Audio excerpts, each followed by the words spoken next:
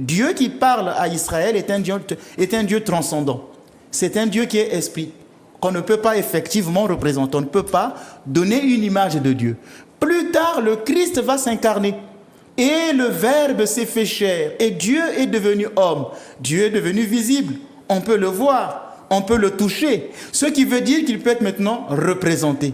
Donc, celui que nous représentons dans nos images, dans nos icônes, ce n'est pas Dieu le Père, parce que lui n'a pas pris de nature humaine. On ne peut pas faire une image effectivement de Dieu le Père, parce qu'il n'a pas pris une nature humaine. Mais le Christ, lui, peut être représenté parce qu'il s'est incarné.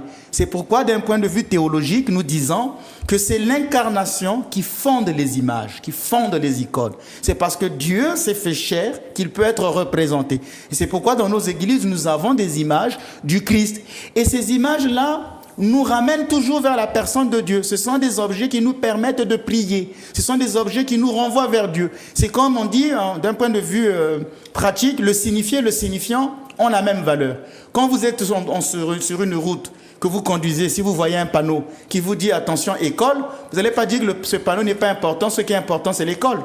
Donc le signifié et le signifiant ont la même importance. Ce panneau vous renvoie à une réalité. Donc l'image nous renvoie à une personne. Ce n'est pas parce que ce n'est pas important. La photo de votre père, elle est importante. Aujourd'hui, si quelqu'un prend la photo de votre papa et la brûle, pourtant il n'a pas brûlé en tant que tel votre père.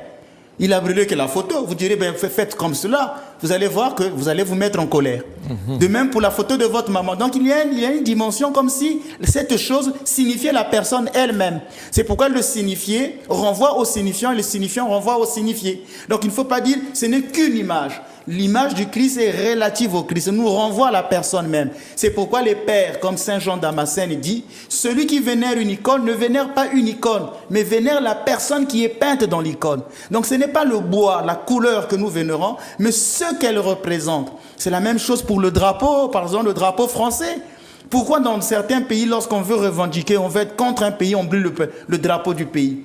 Pourtant, on aurait dit on a brûlé le drapeau, mais est-ce que vous avez été brûlé en tant que Français? Est-ce que le chef de l'État, les ministères ont été brûlés? Non, pourtant. Mais pourtant, ce geste est grave. Donc, cette chose, ce drapeau nous renvoie à une chose.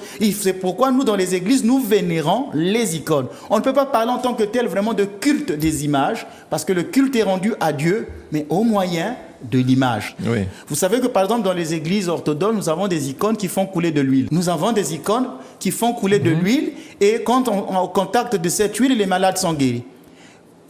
Nous par exemple ici en Martinique, notre paroisse est consacrée à l'Action Nestine. C'est une icône qui revient du mont Athos. Cette icône est au mont Athos, elle ne sort que tous les 50 ans.